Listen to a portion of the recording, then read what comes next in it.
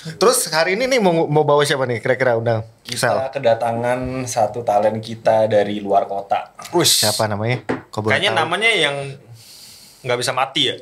Gak bisa mati. Deathless, gak bisa mati. Oh, namanya Gue disebutin. Gue disebutin.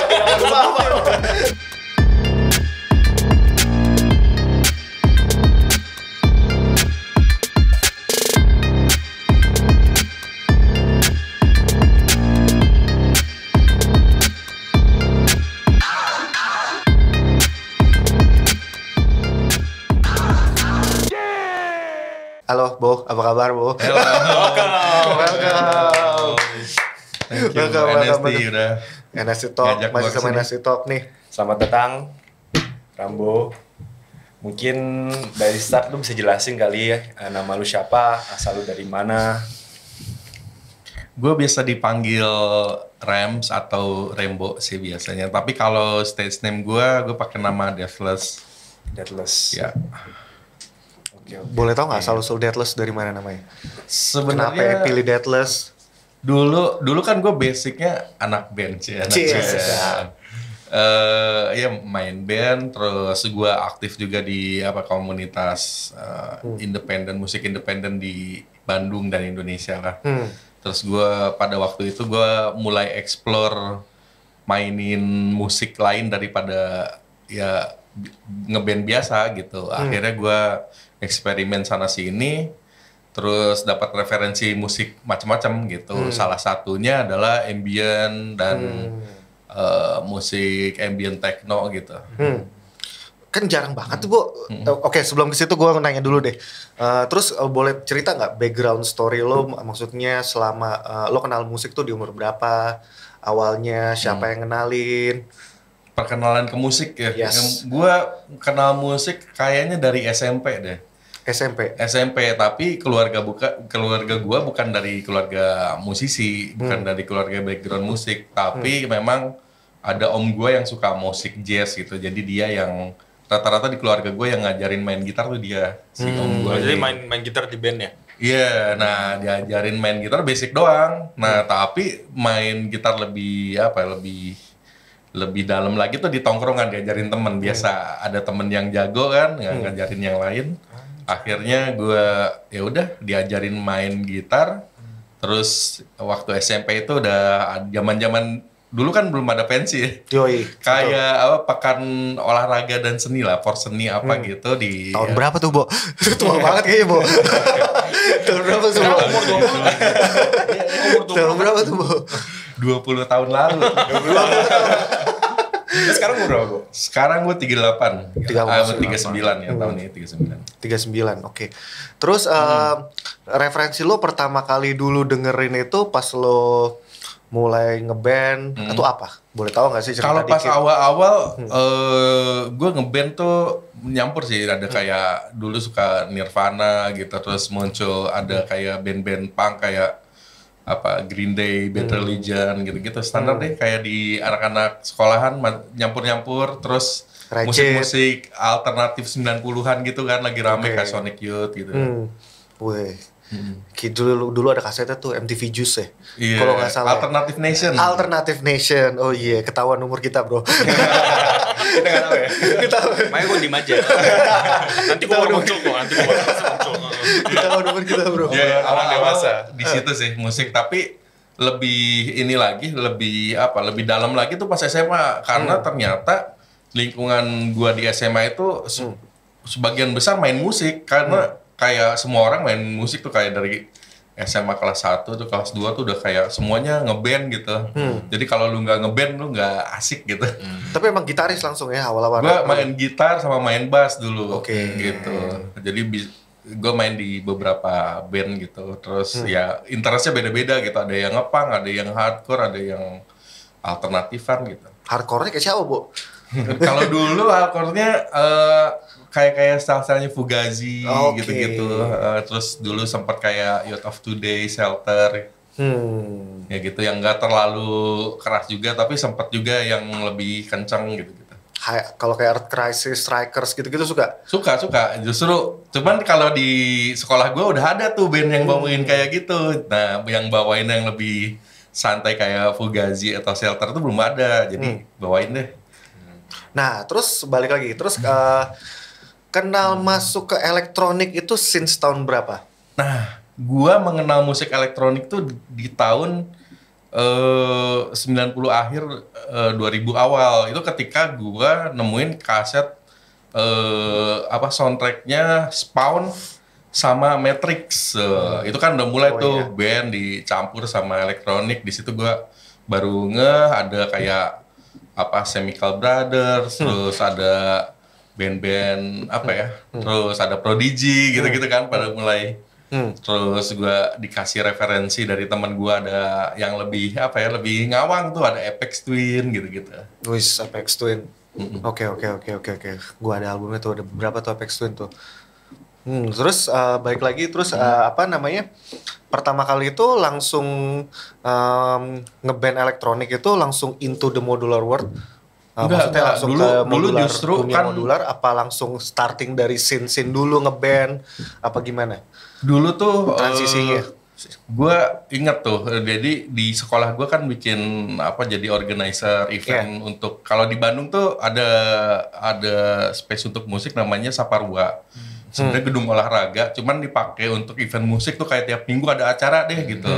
Nah, gue sama anak-anak sekolah gue di SMA itu pada bikin organizer tuh banyak kan tuh kayak sampai 100-an orang tuh patungan bikin acara. Karena dari senior-senior kita udah pada bikin. Terus kita bikin di sana, terus sempat aja ada juga acara pensi di sekolahan. Nah, ngundang nih band elektronik. Namanya Mobil Derek. Nah, Mobil Derek tuh boleh search ya Mobil Derek, bro. Tuh, gue inget banget. Ada nggak albumnya Mobil Derek di YouTube? Mobil Derek ada. Mobil Derek tuh dulu tuh pas gue nonton tuh bawa PC, karena dia bawa kan musik yang dibikin dari komputer. Ini kan kita nggak tahu nih Mobil Derek nih. Gue ketemu Mobil Derek, bro. Mobil Derek beneran kan? Nah itu band-band Bandung lama. Ready to go. Ready to go. Ini gue singkat cerita gue jadi kenalan secara pribadi, ikut bantu syuting video klipnya. Gitu. Nanti boleh deh pada cari tuh band Bandung namanya Mobil Derek tuh dari Mobil Derek. Terus terus singkat cerita di periode sama gue berteman sama teman-teman gue sama juga di musik elektronik pada waktu itu namanya Helm Project. Sama ada juga kemudian kesini-sininya Homogenik gitu. Homogenik, oke. Ya. Berarti berarti dunia. Terus ada Rock and Roll Mafia juga. Rock and Roll Mafia, Berarti beda emang yang lo gelutin elektroniknya sama elektronik DJ World ya. Agak sedikit beda berarti. Agak beda tapi masih sama. Masih satu roots lah ya, masih satu garis lah ya. Kalau dulu gue ngelihat DJ kan dia lebih ke seleksi musik ya sebagai selektor, terus dia mainin musik lebih ke kayak mood playlist apa yang dia mau presentkan kan. Cuman kalau di sini kan dia produce ya. Iya, nah, gue pertama kali ngelihat band-band ini, jadi gue sebutnya band elektronik gitu. Karena mereka kadang ada main gitarnya, ada full elektronik, kadang juga mungkin dia bisa DJ set juga gitu. Nah, akhirnya gue lihat ternyata mereka tuh produce sendiri. Jadi mereka punya groove box, terus akhirnya gue tuh ngelihat tuh apa tuh yang namanya groove box, terus MC 505 gitu, terus drum machine kayak TR gitu-gitu kan. Pas gue lihat, cara kerjanya gitu. Terus ini gimana bisa nge-sync semua? Pakai MIDI. Terus gue baru tahu. Nah, dari situ gue tahu prosesnya dan gue semakin tertarik tuh. Cuman pada waktu itu ya kondisinya gue masih anak muda ugal-ugalan juga sih ya. Baru tahu ternyata alat-alat itu mahal banget. Ya, emang banget dan belum tentu ada gitu. Jadi sebagian besar ya mereka yang anak-anak yang yang bokapnya pada kaya tuh dibawain dari luar negeri gitu-gitu. Akhirnya akses ke alatnya susah. Nah, paling dekat adalah ya waktu itu ya si DJ. Nah, akhirnya gue ya terjun jadi DJ juga, cuman tetap acaranya di acara anak-anak. Jadi ada band main, abis kelar band DJ main gitu. Sorry, gue potong. Gitu. Waktu lo nge-DJ juga, genre yang lo choose tuh apa dulu? Sebenarnya lebih ke elektronik dan techno sih, tapi belum terlalu techno belum dalam banget ya. Belum digging banget. Jadi secara general disebut electronic music aja yang populer gitu. Ada apa Massive Attack gitu, terus ada Oke. Portishead, ada Daft Punk, semua kayak nyampur aja waktu Campur itu. aja dulu semua eklektik Iya. lah ya. Yang terkenal terus orang udah tahu dulu lah gitu, sikat-sikat. Diringanin dulu istilahnya. Yoi, terus di situ gue juga sempat ngedik yang apa ya, yang stylenya agak-agak chaos nih. Gue nemuin tuh Atari Teenage Riot. Oke. Ada di situ, terus kadang-kadang gue bawain. Gitu. Berarti kan ini kan berarti lu ngomongin modular ya? Dulu ini live set dulu, Live set dulu sebelum ada modular jauh. Jadi modular sama juga, cuman karena aksesnya susah. Dulu gue sempat lihat juga modular kan dipakai Radiohead juga kan. Iya. Pas Idiotek kan tuh pakai modular. Cuman waktu itu memang nggak ada. Ya gue nggak tahu siapa yang mainin modular di sini gitu. Pada akhirnya gue lebih ke desktop device lah kayak Groovebox, drum machine dan lain-lain. Apa aja dulu pakainya yang lo pakai? Kalau Sorry, dulu boleh tahu tuh- detailnya. Kalau dulu tuh ada Yamaha QY, itu kayak ada drum mesin, ada synthesizer-nya, terus ada juga TR-505, Oke. Roland, Roland. terus ada juga MC 505 gitu. Roland. Ya apapun yang ada deh waktu itu dulu. Dimanfaatin ya, Sisanya, dimaksimalin terus ya. ada apa chaos pad gitu-gitu Oh, buat oke. efek dan lain-lain. Chaos pad merah. Terus Yoi. itu lu bisa ngerakit sendiri ya katanya? Kalau modular. Jadi lu Kalau- beliin satu-satu, lu pasang. Itu sebelum itu belum. Kalau yang itu kan masih device tuh, masih bentuknya desktop lah gitu, terus disambung-sambung. Tapi gue udah tahu cara kerjanya seperti apa nih. Jadi misalnya ini bagian drumnya, ini bagian synthesizer-nya, ini efeknya kayak gitu. Nah dari situ singkat cerita ke 2010 ke sini, 10 tahun lalu lah, gue menemukan apa yang namanya semi modular synthesizer. Itu keluarannya Arturia dulu. Oke. Si Microbrute. Nah itu udah kayak ada patch kabelnya. Nah Iya. gue tuh apa tuh, terus gue beli Moog sama Dirter itu juga sama semi modular, terus Apa? ternyata Arturia. Arturia kalau mau sponsor ya. Terus dari situ ya itu gue baru taunya gitu, terus gue beli Mother 30 itu ya udah main-mainin barengan sama desktop gue yang lain. Jadi gue belum full modular tuh waktu dulu. Tapi Akhirnya- sebelum lanjut ke sana, Nah. jelasin dong, sampai sekarang gue nggak ngerti soalnya. Jelasin yang detail kayak ini apa gitu. Lo jelasin. Modular. Jadi kalau apa, kalau live di set apa, di produk Live set dulu, dari live set dari dulu. live set Oke, itu dari kan live set, ya. apa ya, istilahnya lu pengen bawain komposisi musik yang alatnya semua lu mainin, kayak istilahnya kayak lu mainin alat musik cuman sama lu sendiri. Misal gini, kalau di musik kan bisa ada drum, ada bassline gitu-gitu, terus lu bikin drumnya kayak gimana, lu bikin patternnya, terus bassline-nya kayak gimana, itu kayak dipisah-pisah. Tapi gitu. itu kan bisa di laptop kan? bisa juga, Zaman sekarang bisa. Dulu kan belum bisa. Dulu udah bisa sih, cuman dulu cuman dulu kalau nggak device banyak juga. nggak banyak juga, device-nya masih berat. berbarengan lah. Iya. Dulu. Dulu soalnya gue pernah lihat siapa dulu ya, kalau nggak salah ada live-nya zaman dulu ada DJ old school tuh namanya Lauren Garnier. Live-nya pakai komputer gede men. Iya, iya. Live Gua setnya juga ada langsung pakai main di komputer. Gue juga Gitu. sempat dulu main pakai Fruity Loop gitu-gitu, sempat gitu. Cuman gue menemukan excitement yang berbeda di alat yang ada wujud fisiknya. Lu bisa Iya, muter-muter iya, iya, dan betul. itu feel-nya beda. Betul. Oh, jadi setelah itu baru lanjut ke yang tadi apa? Modular. Modular sistem. Bukannya setahu gua Kirain modern. yang Modern. duluan itu mesinnya kan, Iya. mesin fisikalnya kan? Iya benar-benar. Iya kan? Hardware-nya. Hardware-nya Benar. baru dipindahin ke software. Dibikin ya kan? emulasinya, Iya. benar. Jadi Emulation-nya. tahun 80-an tuh rame banget kan dulu synthesizer, drum machine dan lain-lain. Karena Pas saking 90-an. rumitnya, jadi akhirnya dipindahin biar lebih simple kan. Sebenarnya alternatif lain, bentukan lain di komputer. Jadi kalau di komputer kan lu bisa nge-load macem-macem Bisa kan. punya banyak. ya Yoi, kan? bisa punya banyak dan cuma punya di satu komputer doang kan. Yes, betul. Tapi kalau gue lihat kayaknya nggak simple juga, kabelnya banyak banget gitu ya. Nah itu sistem yang ribet sekarang sih. Prosesnya mungkin sekitar 5 tahun nih, dari 2015-an sampai sekarang, sampai jadi full system. Ya singkat cerita akhirnya gue ya jadi tahu cara untuk producing Iya. I know.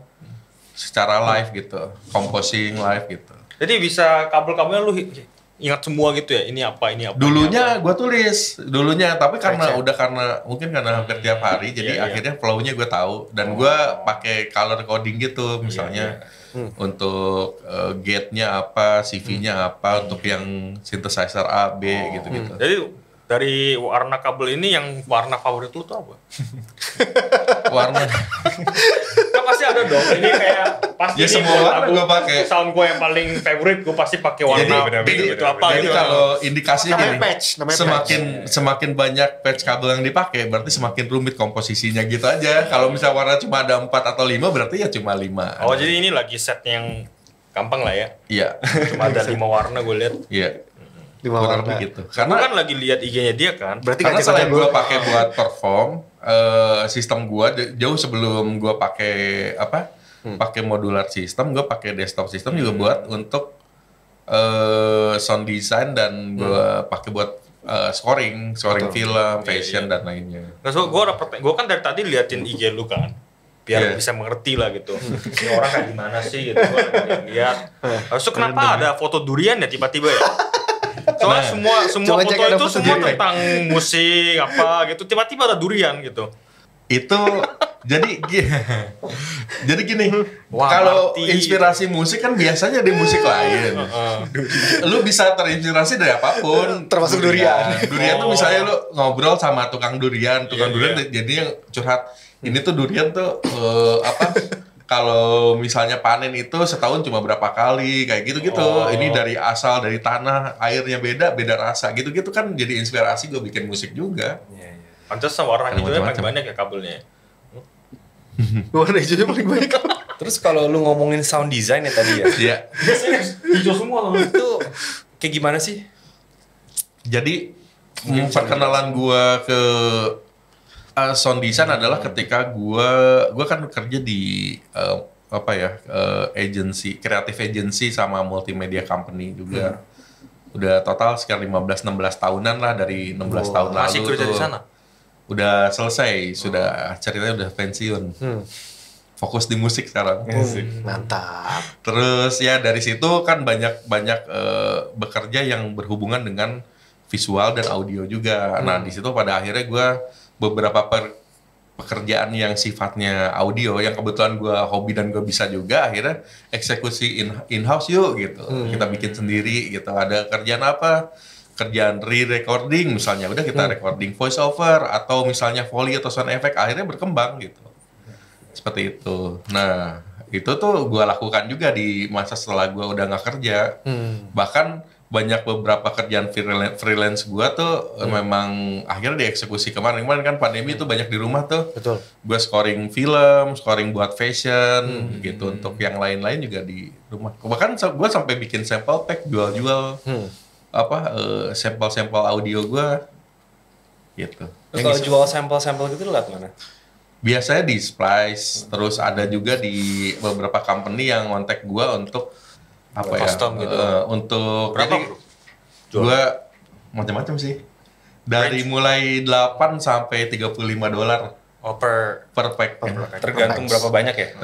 Tapi kadang bisa dibundle juga nih, misalnya dibundle sama yang lain gimana company-nya. Yes. Jadi biasa customer dari luar. Dari luar, banyaknya justru dari luar. Mungkin gue juga nggak tahu ternyata musik-musik populer pakai sampel gue, siapa tahu gitu. Betul, kan. karena kan kita sampel udah saking jutaan jumlahnya, kita nggak tahu. Betul. Nggak tahu gitu. Lu nggak jual bro? Hah? Dia sombong. Nggak mau buka dapur. Kenal Excel lo dari mana?